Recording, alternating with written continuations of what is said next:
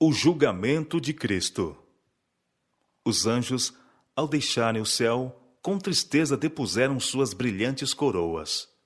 Não podiam usá-las enquanto seu comandante estivesse sofrendo, e devesse usar uma coroa de espinhos.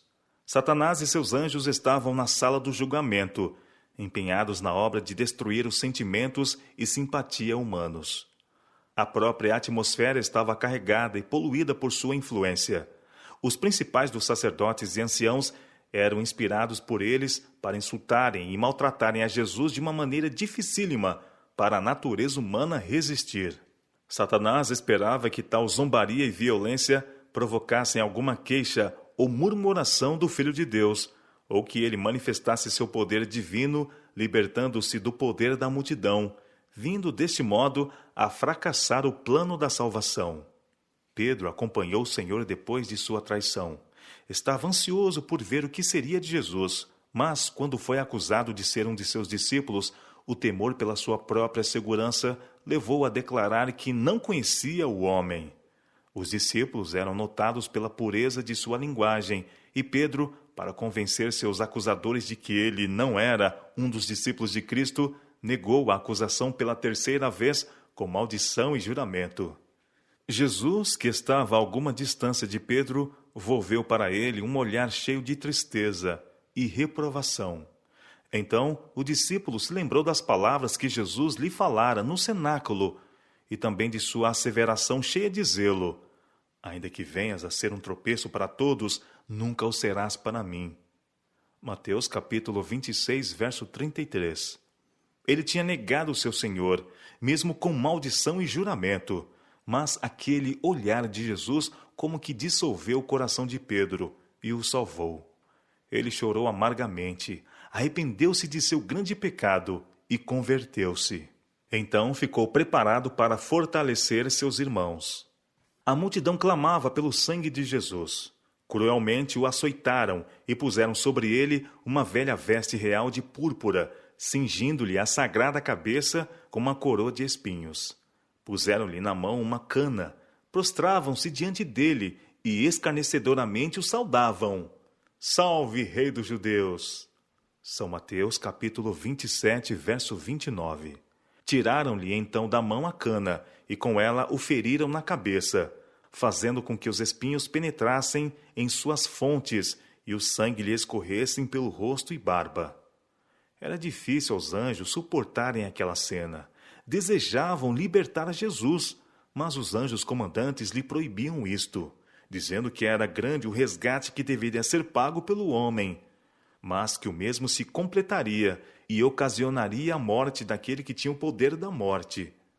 Jesus sabia que os anjos estavam testemunhando a cena de sua humilhação. O mais fraco dentre os anjos poderia fazer com que aquela multidão escarnecedora caísse impotente e poderia livrar a Jesus.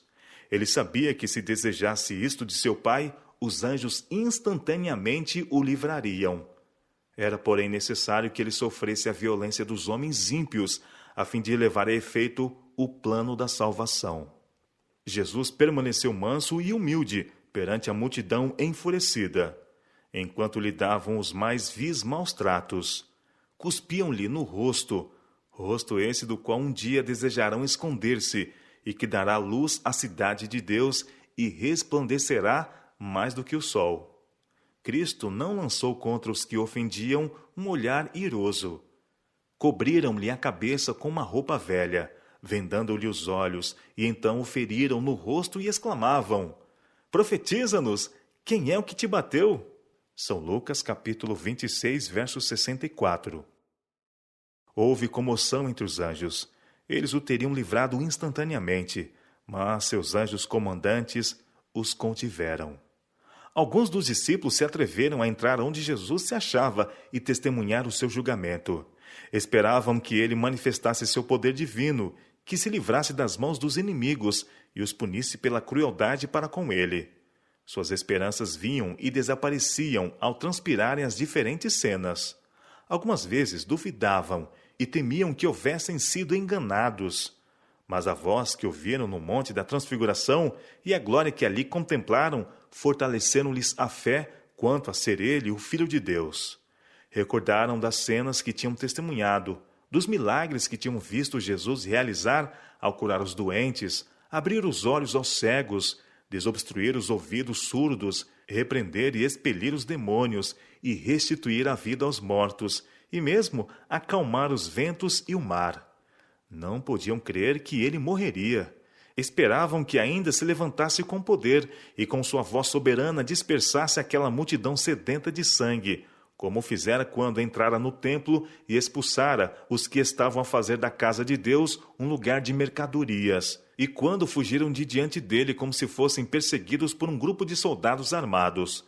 Os discípulos esperavam que Jesus manifestasse seu poder e convencesse todos de que ele era o rei de Israel. Judas ficou cheio de amargurado remorso e vergonha pelo seu traiçoeiro ato de entregar a Jesus. E, quando testemunhou o maltrato que o Salvador suportava, ficou vencido. Havia amado a Jesus, mas amara mais o dinheiro. Não pensava que Jesus tolerasse o ser preso pela turba que ele guiara. Esperava que ele operasse um milagre e deles se libertasse. Mas, quando viu a multidão enfurecida na audiência, sedenta de sangue, sentiu profundamente a sua falta.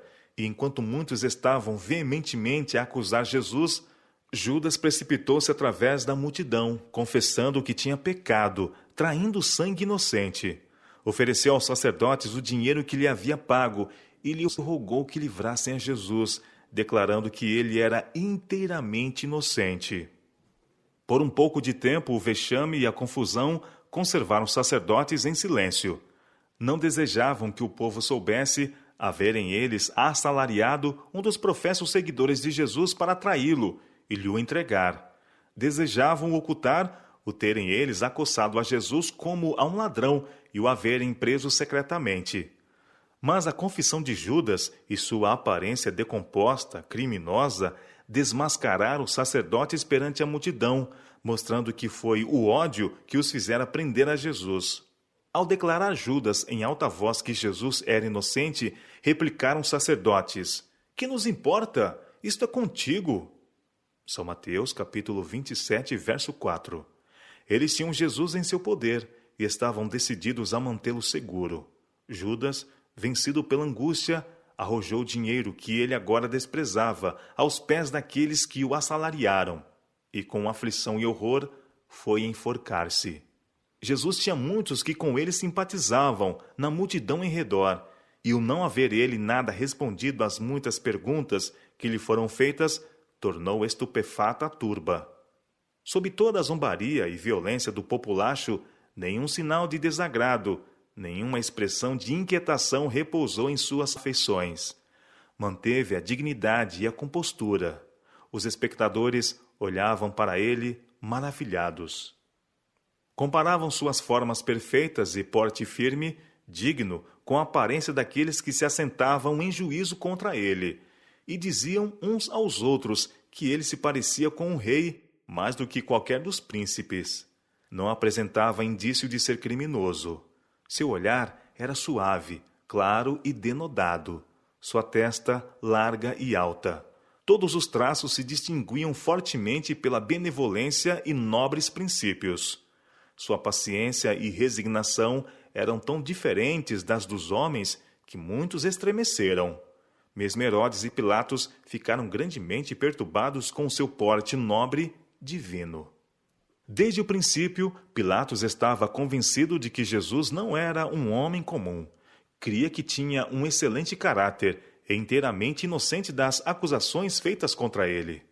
Os anjos que testemunhavam a cena notaram as convicções do governador romano e, para salvá-lo de se empenhar no terrível ato de entregar a Cristo para ser crucificado, um anjo foi enviado à mulher de Pilatos e informou-a por meio de um sonho de que o Filho de Deus era aquele em cujo processo seu marido estava empenhado e era um inocente sofredor.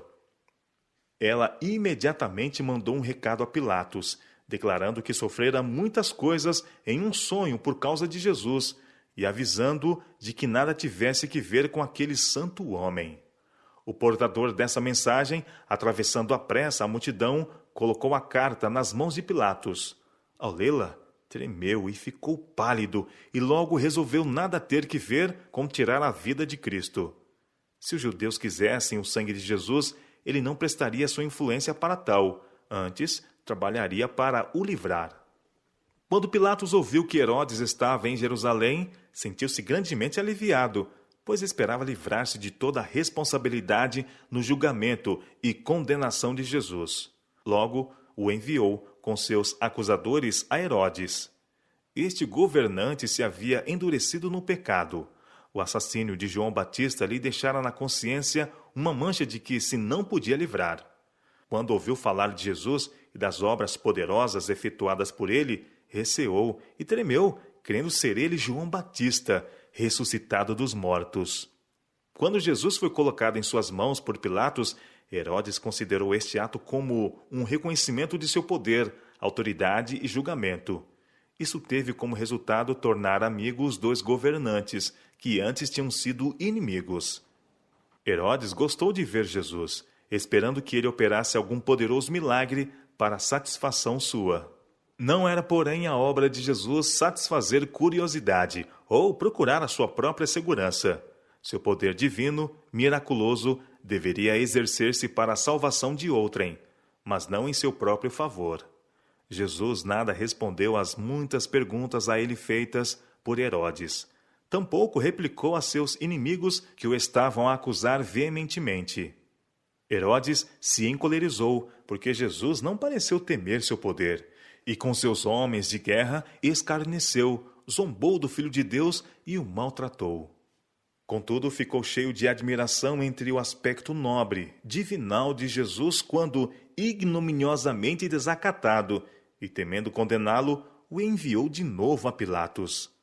Satanás e seus anjos estavam a tentar Pilatos e procurando levá-lo à sua própria ruína. Sugeriram-lhe que, se ele não tomasse parte na condenação de Jesus, outros o fariam. A multidão tinha sede de seu sangue, e se ele o não entregasse para ser crucificado, perderia poder e honras mundanas e seria acusado como crente em um impostor. Pelo medo de perder seu poder e autoridade, Pilatos consentiu na morte de Jesus. E ainda que pusesse o sangue de Jesus sobre os seus acusadores, e a multidão o recebesse, clamando: "Caia sobre nós o seu sangue e sobre nossos filhos", Pilatos, todavia, não ficou inocente. Foi culpado do sangue de Cristo. Pelo seu próprio interesse egoístico, seu amor às honras dos grandes homens da terra, entregou para ser morto um homem inocente. Se Pilatos houvesse seguido suas próprias convicções, nada teria tido que ver com a condenação de Jesus. O aspecto e palavras de Jesus, durante seu julgamento, produziram profunda impressão no espírito de muitos que estiveram presentes naquela ocasião. O resultado da influência assim exercida apareceu depois de sua ressurreição. Entre aqueles que então foram acrescentados à igreja, muitos havia cuja convicção datava do tempo do julgamento de Jesus. Grande foi a ira de Satanás, quando viu que toda a crueldade que havia levado os judeus a infligirem a Jesus não provocara nele a menor murmuração. Posto que ele tivesse tomado sobre si a natureza humana, foi sustentado por uma força divinal e não se afastou na mínima coisa da vontade de seu Pai.